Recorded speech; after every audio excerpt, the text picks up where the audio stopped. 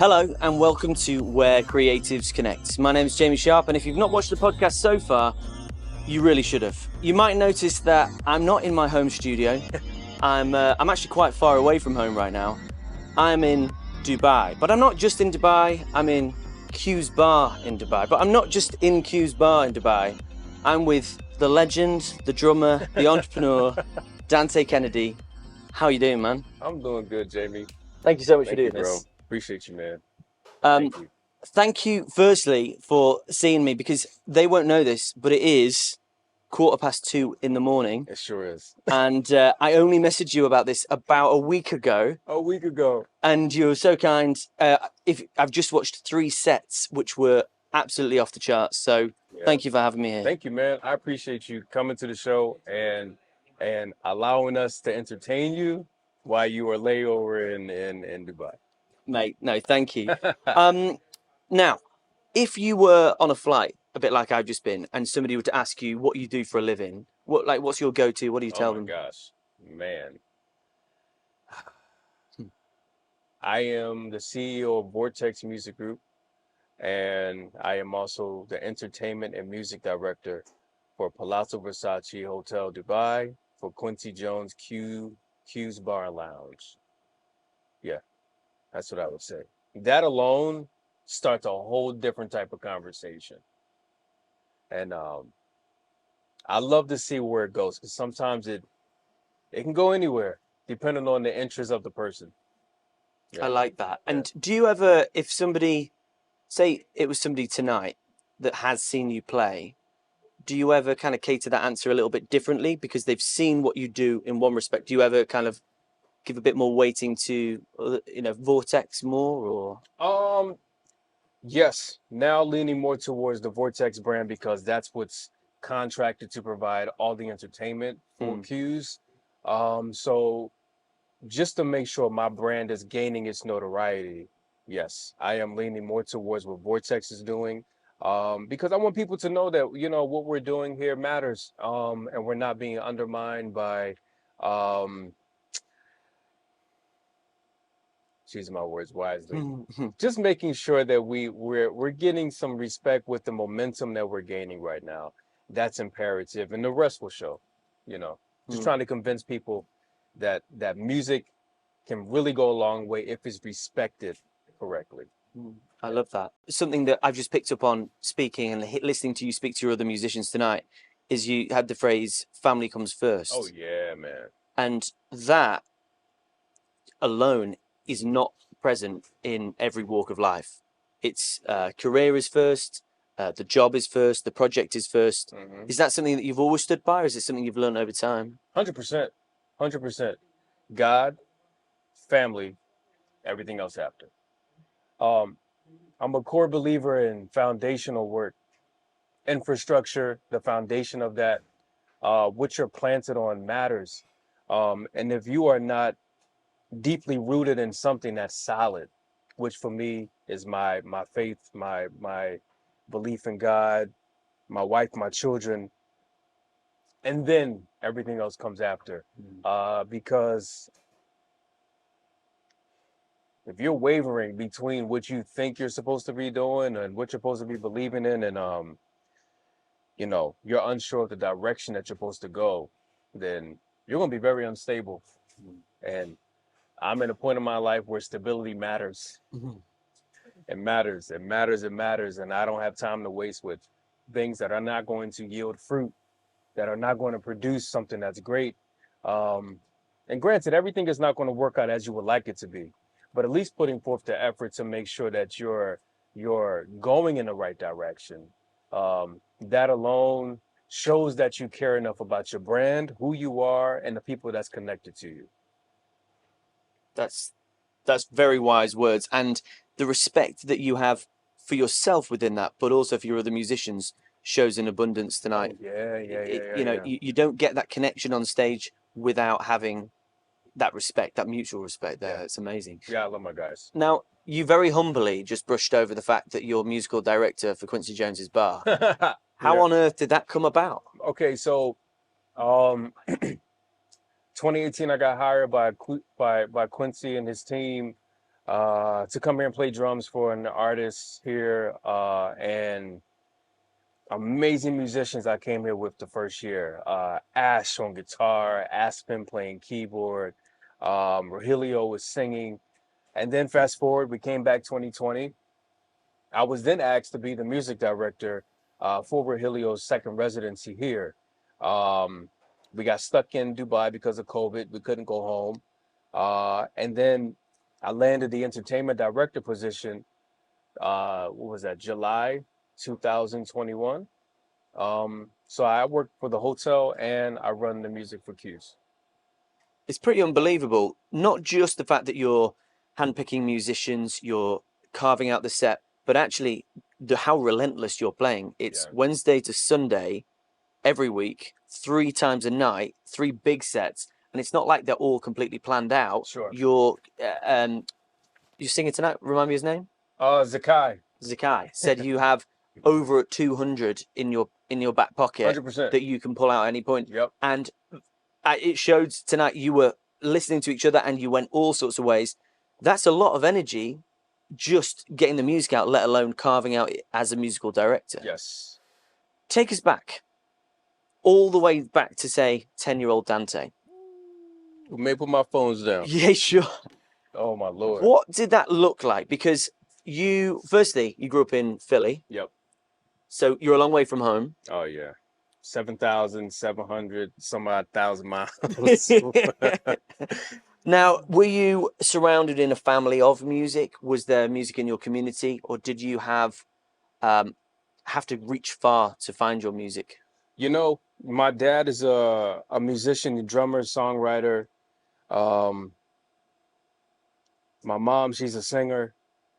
My entire family is filled with, if they're not a preacher or a minister, they're singing or playing an instrument somewhere. So my journey, I started playing drums at 3, started taking drum lessons for music theory, reading music at 6, 7 years old, started playing drums in church at 7. And then I kind of gained a lot of momentum around my teenage years. But around 10, man, 10-year-old Dante, I was somewhere dribbling a basketball and carrying drumsticks at the same time. That's what I can remember vaguely. But drums is a deeply rooted part of who I am. That's like a major love for me because there's so much expression in music, and playing with the right musicians matter. Oh my gosh, it matters because like tonight, you can take one song and skyrocket that thing. Mm-hmm, mm-hmm. So at 10, I was still figuring out what the heck I was trying to do. I think I was just trying to make sure I could play an offering song in church, like just to get my turn to, can I play one choir song? Like I wanted to have that moment. Because at 10, it's like, all right, Dante, you can play when they're passing the collection plate around. Like that was my song, my little 2-minute moment. I'm with you. But man, you know, fast forward 13 years old, my dad had a MPC 2000 drum machine with the floppy disk. Oh, wow. All the sounds on it. Okay. Bro, my dad brought me that. He brought that home and he showed me how to make beats sitting in the dining room. And I was touching the pads and loading up sounds, 13. And ended up getting okay with it. Mm. So I created a beat for this hip hop group out of Delaware. Man, we ended up on the radio. I was 13 years old. 13? Yeah, I was 13 years old with a song on radio, man.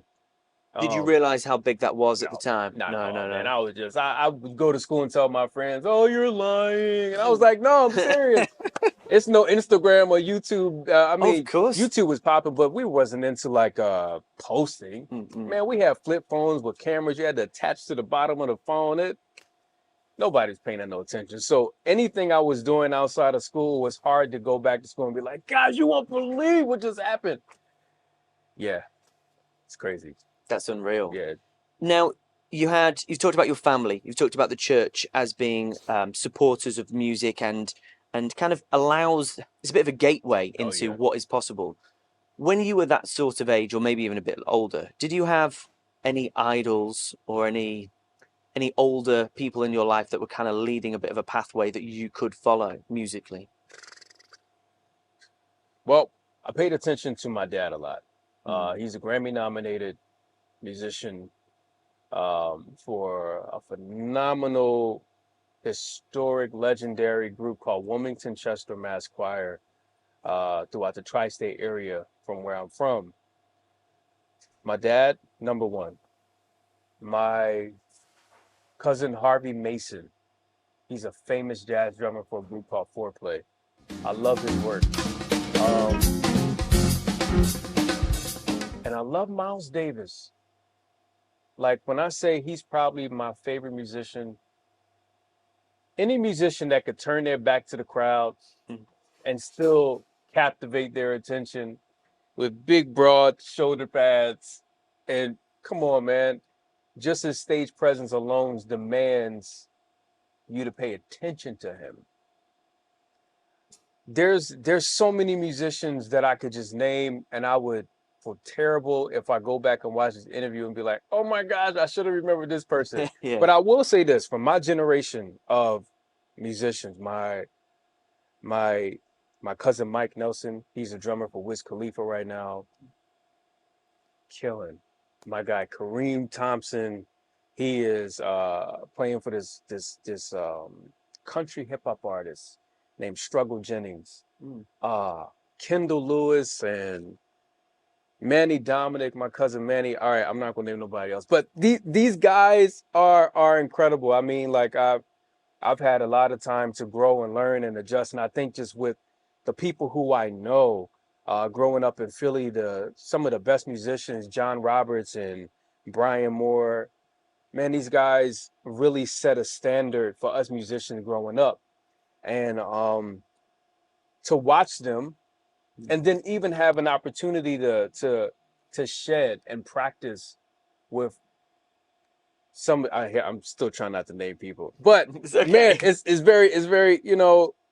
I learned a lot growing up from a lot of different people, and I think that's what helped shape me as a musician, is understanding the musicality as a whole and learning from all of these musicians. How can I implement what I learned from them to me, but still make what I've learned from them my own? So I've really taken a lot of information when I listen to music, because I'm not just listening to the drums. I'm not just listening to just what the beat is doing, the cadence, the rhythm. It's all about the lyrical content, the piano, how they're singing, the dynamics and how it puts a crescendo and whatever it is. All of that matters. And getting that start in church, it was just me and the organ player. That's it. Me and the organ player, we had no full band.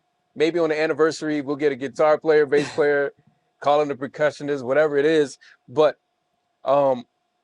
just having that intimacy in my basement with the drums, where every day of the week, my dad had me practicing to different genres of music. So Sunday, I would already go to church, so that's easy, gospel.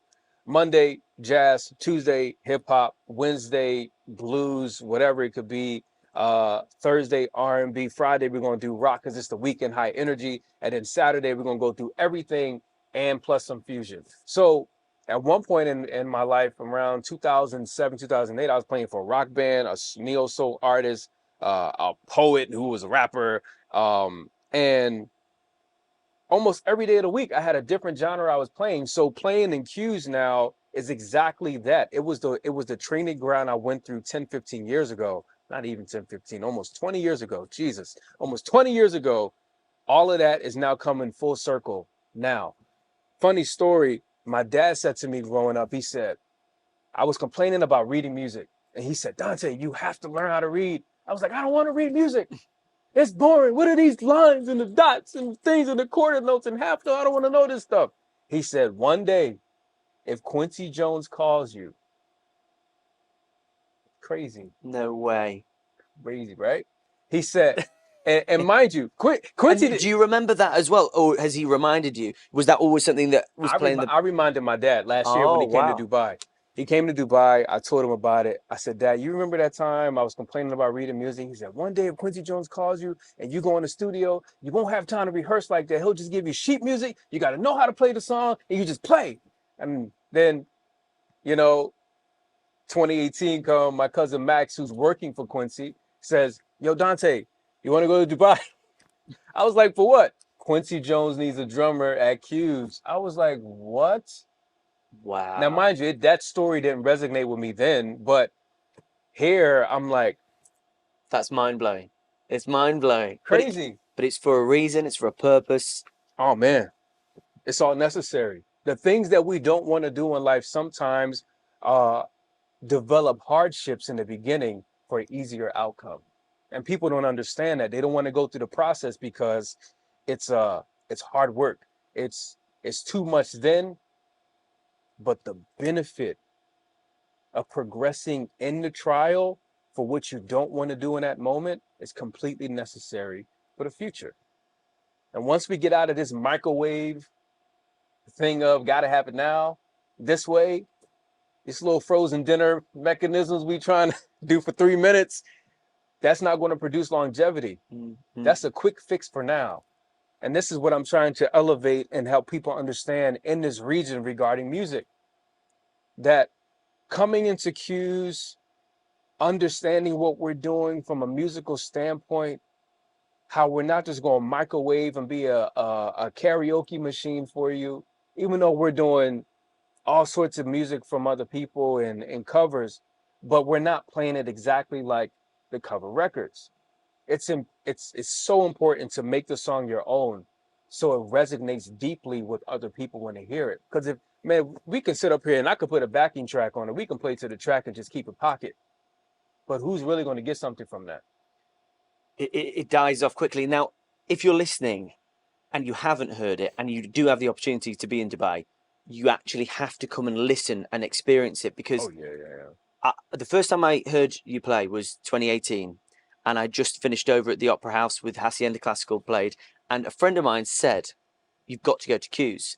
And when somebody suggests something, quite often you go, "Yeah, sounds great, whatever," and you don't really pay attention. Sure. But we came across, and genuinely within 10 or 15 seconds, I knew it was different. And the thing for me, the biggest thing for me, is that you're not just doing it for yourselves or for the music within this boundary. Right. You are constantly listening to the reaction, not just the audio, the energy of the room and carving it out.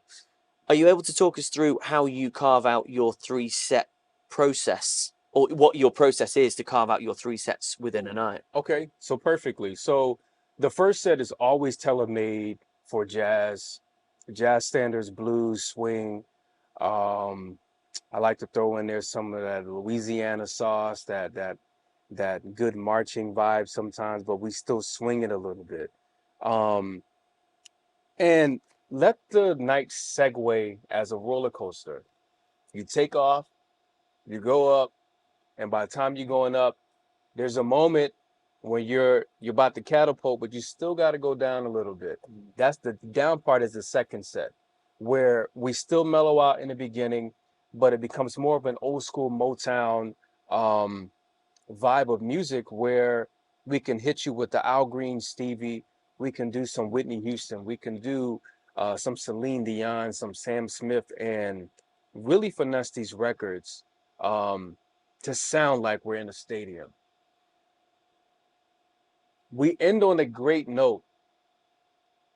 That last set is so imperative. I was telling the hotel management sometimes last year that what I'm doing now is not just really abiding by a list of songs like we have here. Like, all right, so this is the first set, second set, last set. I don't want to do that. We need to look at the crowd because now our demographic is changing. Our crowd is changing. And getting people to understand that we can't just operate as a battery where you just plug us in and we just do everything we have to do. Batteries die, change the batteries the next day. No, we literally are watching the crowd. We are looking at the plays. And I say plays because I like to orchestrate the nights based off of like football analogy. Football, American football. Not, I'm with you, not not soccer. Yeah. soccer. All right, so NFL. Let me say NFL. Cool. So for me, favorite team, Eagles. Uh, looking at how they call a play. If you see the opposite team getting ready to do something different, you go ahead and switch the play up. Mm.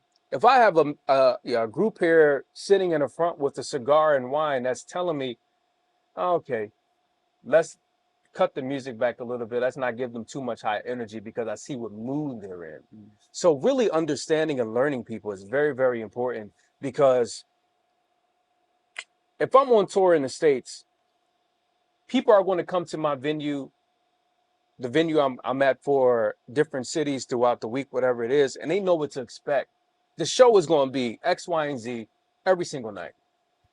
Here in Q's, we can't do that because this table's from New Zealand, this table's from New Mexico, this table's from the UK, they're from Iran, they're from London, they're from Jersey, they're from Texas.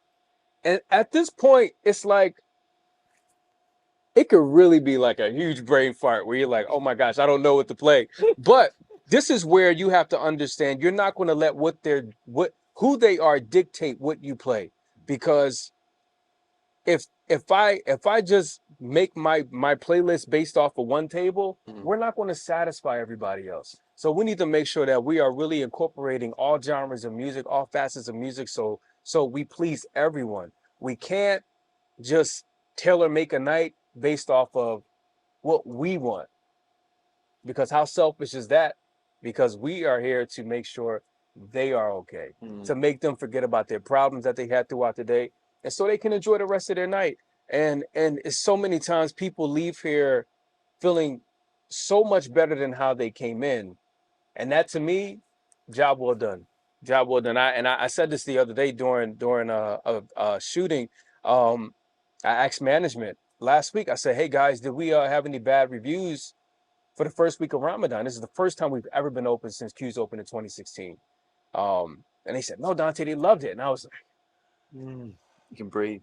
praise the Lord. I was so happy because now it's a weight off my shoulders that they're not writing anything bad online about how the band did this and the band was too loud. And, no, we really want to make sure that we are considerate to people, their hearing, their understanding, the quality, and the song selection. I love that. Something I noticed looking around the room is that everybody was having a brilliant time, but they were enjoying different things. There were some people that were really locked into the harmony and the changes. There were some people that were all about the lyrics and singing along. There were some people that were rhythmically feeling everything that was going on, or seeing the saxophone solos at the front. That is a very generous way of performing, and it's got so many layers that you don't get from just covers churning out. Yeah. Now, we mentioned you're really far away from home. Yeah. What is keeping you pushing on in Dubai, even though you have so many opportunities still back in Philly? What's keeping you here? Purpose. And God didn't tell me to leave yet. Man, let me be honest. I love Dubai, but it's very hard to be here. It's very hard to live here. And what people don't understand, because when I tell you my DMs, somebody's giving out my phone number. I don't know who you are. They're giving out my phone number online.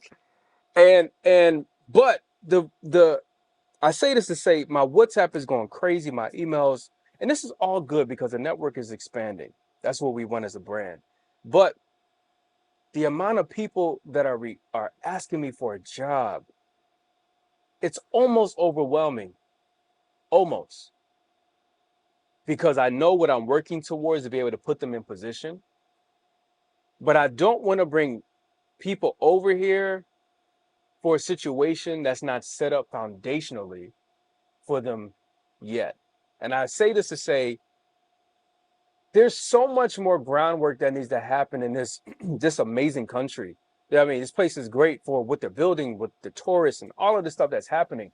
But getting outsiders to understand that they need to take the blinders off of their eyes to know that coming to Dubai is no easy feat. that's a task within itself. So I'm here because I'm trying to make that task easy. So I'm taking on so much hardship, so much criticism and lies and foolishness, right? Just so I can make it easier for them. So my hardship goes back to what we said earlier. My process, my trials is for someone else to walk in here with ease and get paid on time, get paid correctly, you know, and be in Dubai and just love it and live it and be okay. And I'm not saying they're not going to have problems because no life is perfect, but at least the groundwork I'm putting in will matter to a point where they won't have to worry so much about what's going to happen next. So the objective, not really the objective, but the mission is to create longevity for everybody, for Manny, Segs, AJ, Zakai. Like I just want to take care of people. And I know I can't fix everybody's problem. But if I can use my resources, which I'm doing now, working with the government here, working with some incredible leaders within this country to help implement change, man, that's going to be dynamically so much more important than some cymbals and drums. And I love the drums because it really heals. But off the drums, man, that's where I'm at right now. And I'll say this, I told my wife this yesterday, like God is changing my direction in regards to what I thought I was supposed to be doing. Because I thought it was just gonna be drums. Here, y'all come want to perform in Dubai, come sing at Q's and then go home after 3 months. And the next person come to Dubai and then, no. I found myself on some Martin Luther King. I don't even know, like, look, y'all, I got a dream. This thing gonna be better for us. Because now working the other side of the business, my blinders were taken off. Because the 2018 Dante is not the same 2023 Dante. I'm not the same Dante from yesterday. The importance of being better than how we were yesterday is so important because that's how we grow and that's how we inspire people. So what's keeping me here is purpose and understanding that I have an opportunity to do some incredible groundwork for people who I haven't even met yet. That's longevity. That's the mission. And I don't care what nobody got to say about me. I'm here to help other people. That's it. That's powerful. And it's really rare, even if people are thinking it, to actually say it out loud and then act on it. I was trying to wreck my brains there to think who I've sat opposite over a coffee or a beer and actually said, this is what I believe, and then they're doing it. I really can't think of that many people. Oh, man, I'm doing it, man. I don't have time to waste. Mm. This is not the season to waste time with people who don't matter and people who are not going to be in the next season with me. I am now at a place where I do not mind hitting that delete button or saying no because I like to take care of people. That's a part of my love language is the acts of service. Because I like to take care of people, it's hard for me to say no because I always want to, yes, I'll help you. Yes, I'll do this. Yes, I'll play drums for free. Yes, I'll do this for free. I helped 40 musicians and singers and entertainers throughout Dubai last year get a job with 8 to 10 different major companies. I did not take a dime. I did nothing but free work because I wanted to plant seed. Because once you plant the seed, the harvest is. So now the opportunities that are happening now because of who I connected these people with is so much greater than, here, give me my 10%. Yep. Here, I'm gonna give you this. You're about to get paid X, Y, and Z, but I need my 10%. No. Here's the contact. Pay them directly. I just wanted to connect. Now I'm going back to the drums. Now I'm still doing that, but gotta switch it up a little bit now. My wife liked to get her nails done. You know, my kids love McDonald's, so you know we got to make sure we can take them to the arcade. But you know, even with that, like I just want to take care of my family, take care of my band, and the artists that come here because literally, bro, we are leaving everything that's normal to entertain people who may or may not like us, that's a lot to leave your normal. My normal at home, man, when I first came to Dubai, it was, I would say 2018 was cool. But coming here 2021 was very difficult. And leaving my normalcy to be here, and then what I was going through while I was here, I was like, I can go home. I got a house. I got a beautiful family. I don't have to take this. But it's easier to quit and not go through the process for the betterment, because I saw that what I was doing and the mission that I was on was so much bigger than me. So I had to put my selfishness aside, the ego, whatever it was, to understand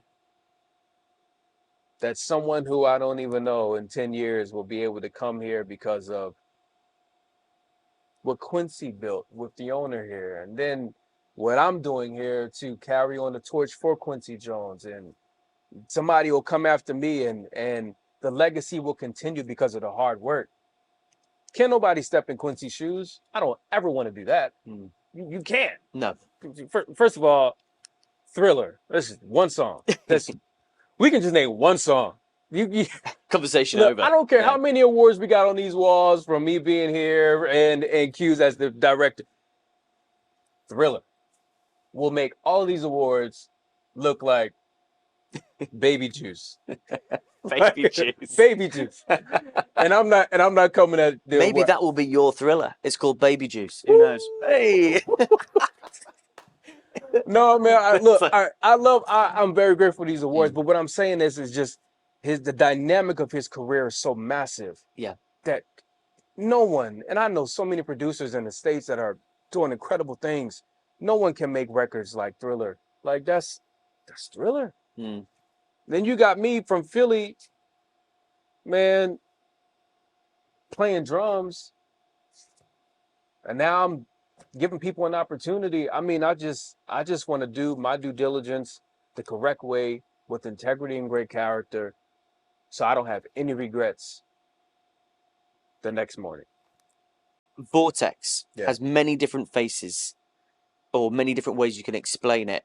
How can you summarize what Vortex is amongst everything that you've explained? Because part of what you've explained is you personally, and some part of that is also the company or the band. Sure. How do you explain Vortex? Vortex is a whirlwind of music, entertainment. It's a mixture of all things artistic.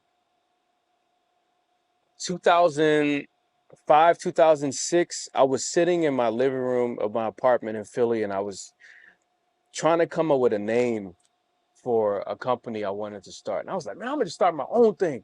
Do my own thing, man. I'm gonna have my own studio, maybe my keyboard, my motif. I'm gonna make songs. All right, I need a label. And I just started thinking about it. I was like, what represents me? I've always been to like outer space type of things and spacemen. I got a bunch of tattoos on my leg of like dope space themes, whatever. And I remember just looking up stuff online. And one of the things I came across was like a vortex. It was like a really, really dope artistic, it was like a tornado twister per se of colors. And I was like, oh man, what is this? It said something vortex. And I was like, vortex. But I was like, I don't want to spell it VORTEX because that's somebody's. So I just put V4 TEXX because I got to be different. And that's how the company came about. But it's really about giving everybody an equal opportunity. I always viewed myself as like a black sheep of people.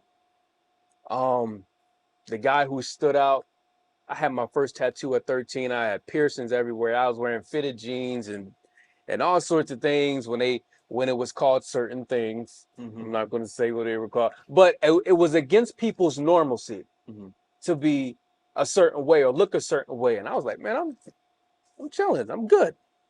But it was my way of artistic expression of who I am. And not everybody understood that. So understanding who I am, this whirlwind of creativity, put that into the company. So started that off in Philly all of those years ago, and now fast forward, now my company is one of the most sought out companies in the UAE for entertainment, and we're now providing entertainment for so many different hotels and venues and places that don't even exist yet that we are working with for years to come, all the way up to 2030. Um, so yeah, there's opportunities that are coming for people. It just hasn't happened yet. That's powerful thinking. Thinking all the way up to 2030. Oh yeah. But you're planting the seeds now and in the last 2 or 3 years as well. That's big steps. Now, talking about being different and doing what you want to, or being a black sheep, I've even seen that tonight. It's nearly 3 a.m. It is. Yet nearly, and you could have easily seen my message last week and be like, "I'm all right, thanks." You also, after your show, firstly, you could have gone to bed. Or secondly, we're invited out by probably about 5 different people alone that I saw. How come you so kindly agreed to do this chat with me?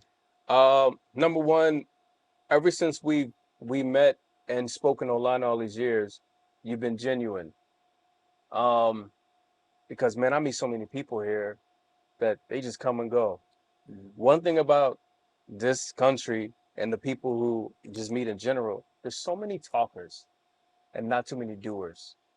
So any opportunity I get to share my version of my story, because there's people telling my story as if they're me, um, is a great time to have a one-on-one conversation with the likes of you, and for me to air out the necessaries for people who need to be inspired. And man, it didn't matter if you had 1 follower or none or 1 million. I still would have said yes, because touching that one person's heart is the most important thing, because you never know who's watching. My dad always told my brother and I, like, you're born with 2 strikes against you. You're black and you're male. And I was like, oh, yeah, you're right. He said, but that third strike is so important, because everybody's watching, especially to see if you're going to fail. And now, with the position that I have here in Dubai, of all places in the world, it's very important to me to make sure that the overall scope of who Dante Kennedy is, like, that matters. That matters to me. No, I can't go out with everybody. No, I'm not going to your house to have a drink. No. So I'm basically darn near the first to be here, and sometimes the last to leave. And sometimes I'm in here till 4, 5, 6 o'clock a.m. working on the show for the next day. Now that I have this amazing team of musicians, it's gotten a lot easier. So I can go home at a decent hour. Sometimes I leave them and they're here. But there's a lot of nights, man, I'm closing up. I wait till my guys leave. They're working in the bar, and make sure they leave. We clear out the room. And I'll work the stage. I'll clean the room, clean up the plugs and water bottles and all sorts of things, because the integrity of how you carry your business is so important to people who look down upon what you know is important to do. And I'm trying to get people to understand outside of this room that the Vortex band, the artists, the musicality as a whole is really making a difference in Dubai. And there's so many great musicians here. There's so many great musicians in this country, and people who are overlooked. But now it's time to shine a light on the people who were overlooked, the black sheep, and not negate who they are as humans. So it all matters. It all matters, man. I'm really just focused on um not disappointing God. Like, that's like a it's like a forefront in my mind. I try to keep that there, because that helps with the accountability and how you live your everyday, living a fasted life, instead of doing what you want to do. That's my flesh want to do. Man, if we give into everything our flesh wants to do, we're gonna be ruined. And I want to live a long time, healthy, and doing the best I can for me and my family. Everything you've mentioned so far has been energy out Yeah. to build up other people. Yeah. How do you look after yourself, and how do you make sure up here and in here Man. are okay?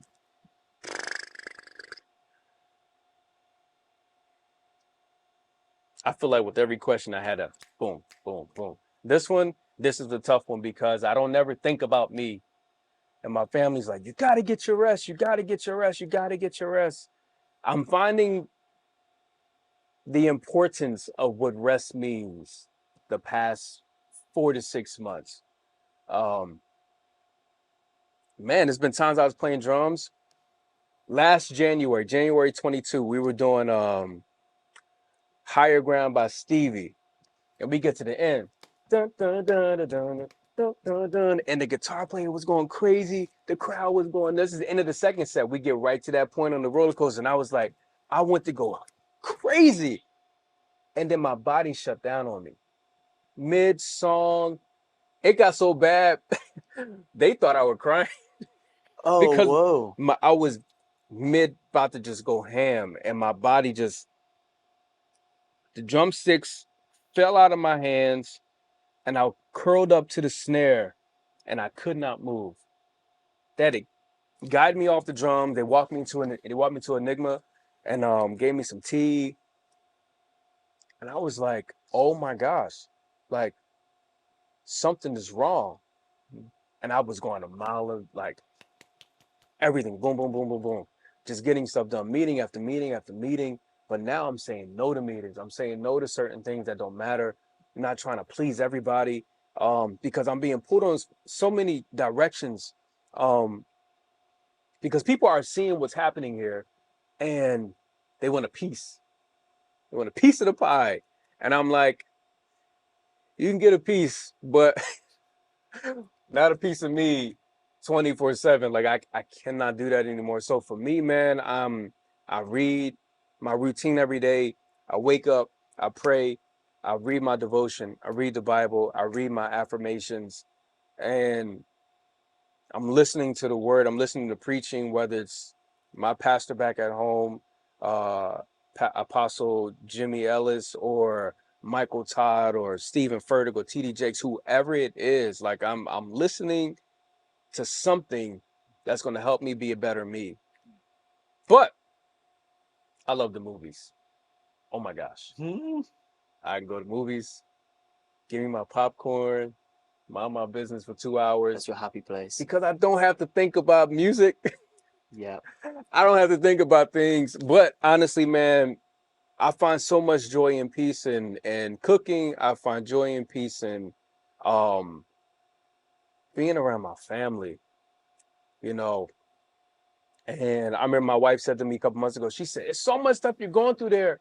I really hope when we come back out that we'll bring peace to the storm." And I was like, "You will, just get here, hurry up." So when I go home and they're there, it's the most amazing thing. When I'm going to work, they don't really, well, my daughters are like, "All right, Dad, love you, bye, see you later." My son is like, "Dad, no." And I'm like, that's amazing. You know, so I love that. For me is fulfilling. That's peaceful.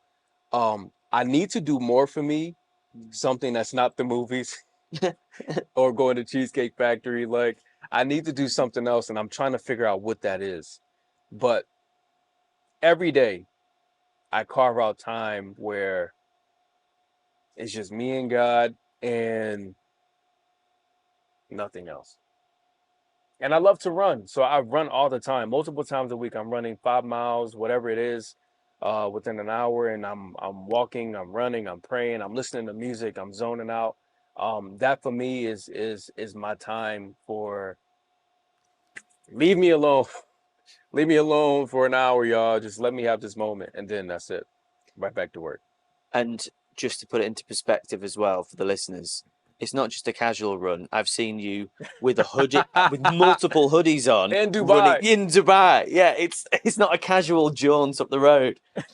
Now, part of the podcast, Okay. one of the traditions is that each guest takes a Polaroid and forwards a question to a future guest so that we find a way of connecting different creators. And we've had actors and TV directors Nice. and different people like that. Okay. Now, I'm going to choose a question for you from one of them, and then you can forward one on for the next person as well. Okay, cool. That's a nice concept. As a creative, this is from Ashley Stillburn, who was the Phantom of the Opera in the West End and in Les Mis. Ooh. He was down there. So great guy, great guy. As a creative, the pressure and the need to drop important commitments at a moment's notice is inherent. How do you maintain meaningful relationships amidst this kind of turmoil and chaos? Man, you gotta read that again. Yep, me too. Yep, That's a big one. That's great. As a creative, the pressure and the need to drop important commitments at a moment's notice, a bit like leaving your family and let everything in Philly to come over here. How do you maintain meaningful relationships amidst all of that chaos?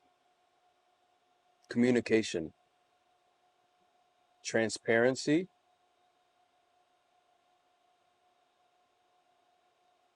and understanding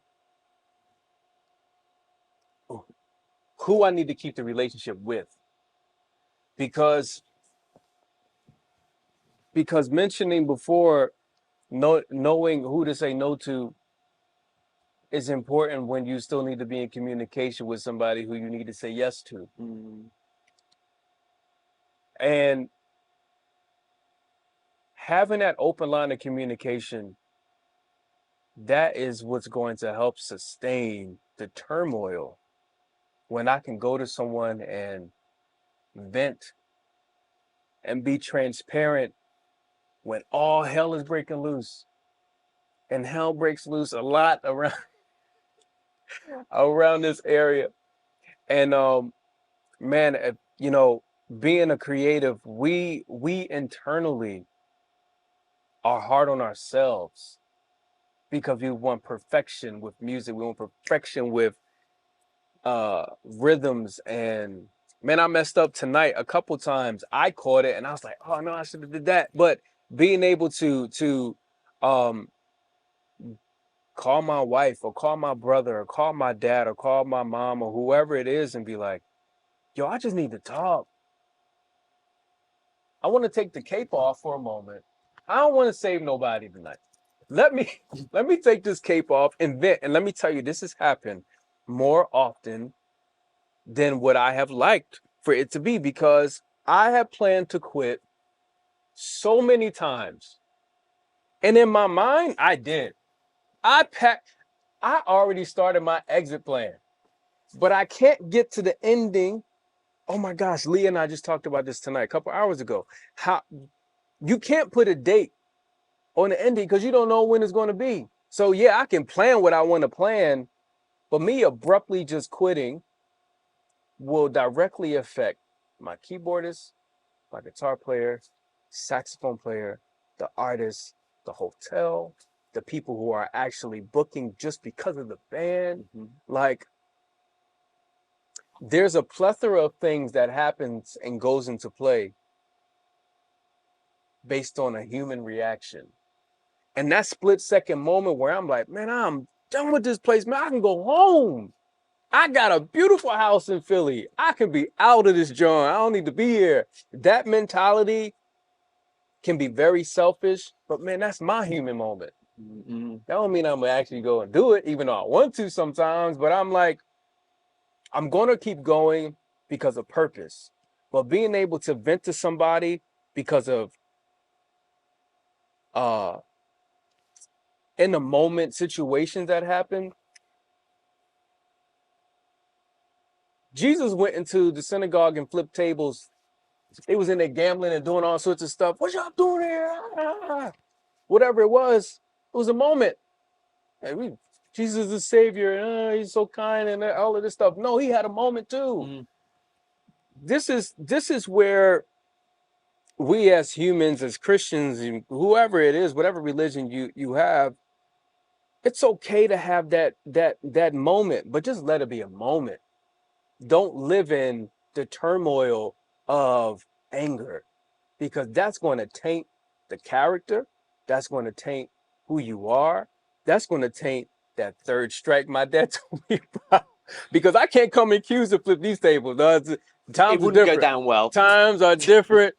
When Jesus did it, it was cool. Who knows? There's probably some little wooden things in there. But this Versace everywhere. No, we're not flipping this stuff. But there's been times where I'm like, I'm about to protest. I'm not performing tonight. I don't want to do this. But I can't because the band is watching me. I have to lead. And if I act according to what my flesh wants me to do, it could backfire. So I have to have those people who I can have those transparent conversations with and be like, yo, just let me vent. Even if I'm wrong in my feeling, just let me talk. And then give me constructive criticism tomorrow or after I finish talking. Because, I'm 9 hours, 10 hours, 12 hours ahead of whoever I'm calling back in the States. But it's imperative. You got to have those people that you can confide in so you don't go insane. So you don't mentally go crazy trying to bottle all of that stuff in. Because keep it 100, we don't all like to go see therapists to have those conversations. Plus, we don't want to pay for however much it is an hour. And then who are you really? Yeah. What's behind their front? Who are you really? And do you have a motive? These are the things we think about. So if I can call my cousin or whoever it is, my cousin Omar, he is a music director for one of the biggest bands in the world called Blackpink. He was here in January, end of January. He went to Abu Dhabi. I picked him up, brought him to Dubai. He stayed with me all week. But the conversations from little Dante, little Omar, the 10-year-old versions, to now 30-something-year-olds, the conversation as men and husbands and music directors for these establishments, these major companies or whatever it is, are different. So our conversations was way different than how we were talking as teenagers. Man, that was a great question. To round things up, I want to let you know that even though in person we've only met twice, Right. You're somebody that I turn to for inspiration whether it be I'm working through the night and I need to get something done. Quite often I know I can turn to whatever you've posted or you've got in your story, and you'll probably hear different time zone, but you're probably working, you're grafting.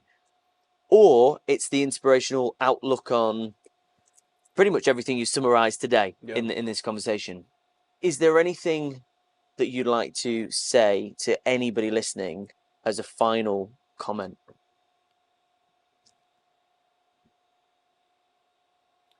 I was playing basketball with my son, and he said, we lowered the court so he can dunk. He's dunking everywhere, hanging on the roof. Raw, daddy, oh, look at this. And then I got the ball, and I went to the corner and gave it back to him. He shoots it. He's Steph Curry. And he gave it back to me. I shot it. I missed. And I was like, oh, man, I'm done. He said, no, you got to believe in yourself. You could do anything. And I was like, all right. I will leave you with a piece of my 7-year-old. Believe in yourself, no matter what the odds are, no matter the persecution, no matter what people are saying about you. You got to have the mentality of forward thinking, because while they're talking about you, you can be working on something that'll just make them forget about what they were saying in the first place. Being an inspiration to people who need to be inspired has always been my mission statement since 2006 when I did Vortex. And to this day, I firmly believe in being who you are, because that is what truly matters. But cultivating who you are so it grows into something that's more incredible than how you started is far more important. So flooding your mind with knowledge, with wisdom, sometimes getting off social media, read a book. I mean, even if you can't read, listen to a book. You can listen to a book now. It's so easy to learn. It's so easy to learn now. I mean, you got to keep progressing. If we don't progress, we're stagnant. And if we're stagnant, we're not growing. And if we're not growing, we're ignorant to things. And I don't want to be dumb to what's happening. So we need to be able to be a resource for other people to learn from. That's what it is. Thank you so much for your wisdom, your energy, your time. No worries, man. Particularly at 11 minutes past 3 in the morning. Woo, 3:11. 11 is my favorite number. Let's go. That's incredible. I really hope it's not another 5 years before we connect again. Nah, man, all well. But all is well. Thank you again. Thank you, Thank you, man. Appreciate you, man. If you're still listening at home, wherever you are in the world, remember to create with people, connect with people, but most importantly, be exactly you. Bomb. Peace. Nice one, man. That was great. Yes. Thank you, bro. We did it.